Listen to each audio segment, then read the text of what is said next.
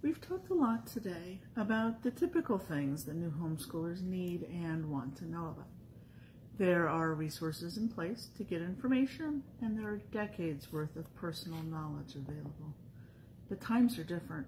There are different needs now. Some of you need things that aren't in place, that haven't been done before, and may not have even been considered before.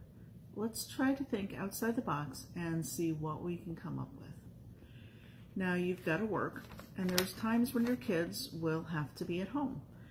If you're doing a hybrid, a school and online option, you're probably looking at 3 to 4 days at home. If you're doing full-time virtual school, or either through the district or through an online public school, that's 5 days. And if you want to not use a school option, that's probably 5 days also. So what do you do? The usual suggestions are to have family babysit or to hire a babysitter. Maybe you can work different shifts with your spouse. But now what about their schoolwork? Remember, if you are traditionally homeschooling, you don't have to do school at any set time or day.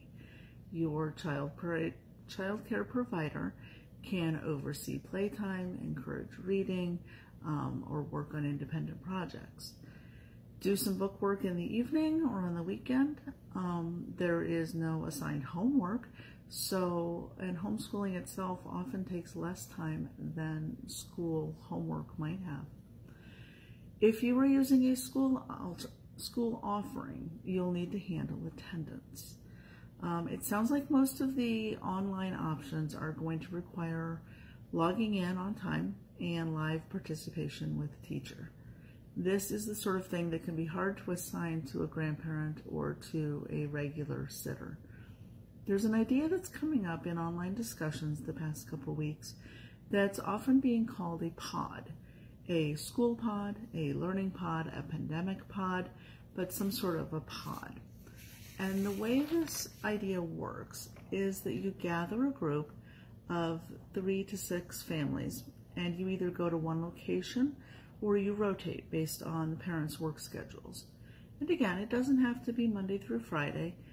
If you need something different, you can do that.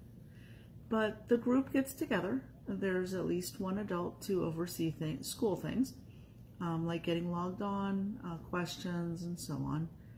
Kids would spend the day. They would do their schoolwork, they would play, they would eat, whatever. If it's always at one house, then you'll probably want to arrange some sort of payment for the host. If you can rotate, then you might be able to equal out the responsibilities. But that's the basic idea. There's another twist that I've heard tossed around, which is a similar style of group, but the group hires a tutor or even a teacher to be in charge. This would obviously be more expensive, but the teacher would be there to handle teaching. There are some legal things that you'll need to make sure of and some logistical issues to consider before you start trying to do something like this. If you were using a school district offered program, either full online or a hybrid, you are not legally considered to be homeschooling. And if you are using an online public school option where they give you the computer and you have a teacher, again, you are not considered to be legally homeschooling. What that means for you is that you don't have to worry about notifying your district or doing the notification form.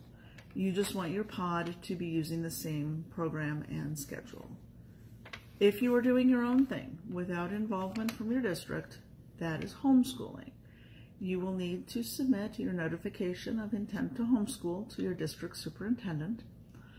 On the form, number 3, it says to identify the person who will be teaching the child if it's other than the parent. This is where it can get confusing.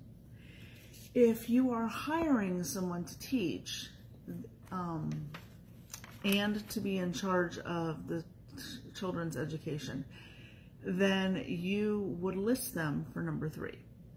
They are in charge of education.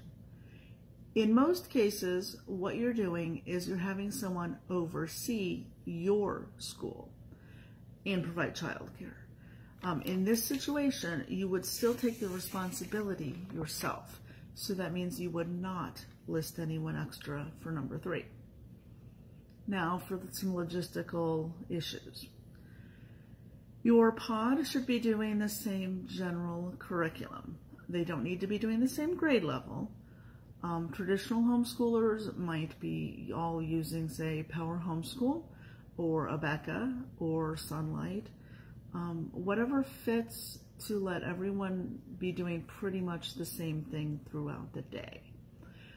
This would help the person in charge, the parent who's hosting, to keep a handle on everything.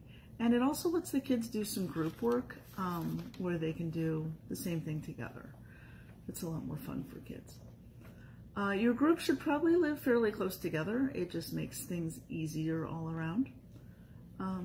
There are some things you'll want to discuss, like personal and shared supplies, snacks, meals, a basic schedule for the day, online use, screen time, and so on. Now, what happens if kids don't get their work done? Will they be sent home with homework?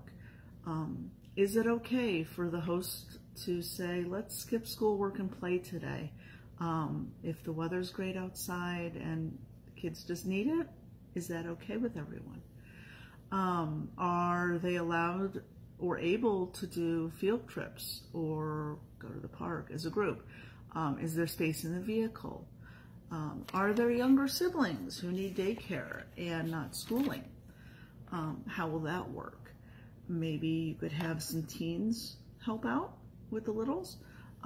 Maybe you could hire a babysitter to come in and just focus on the little kids. With COVID and other illnesses that happen, what happens if someone gets sick or exposed?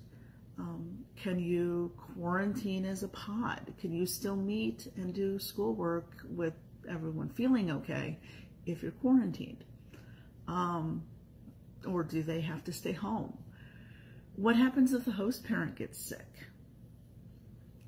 How about if you want days off or if there's changes of a schedule? How does that affect any group schoolwork if you're working together on a project or something? What happens if there is a problem? Maybe a discipline problem or a major personality clashes? And what if a family just doesn't fit and needs to be kicked out?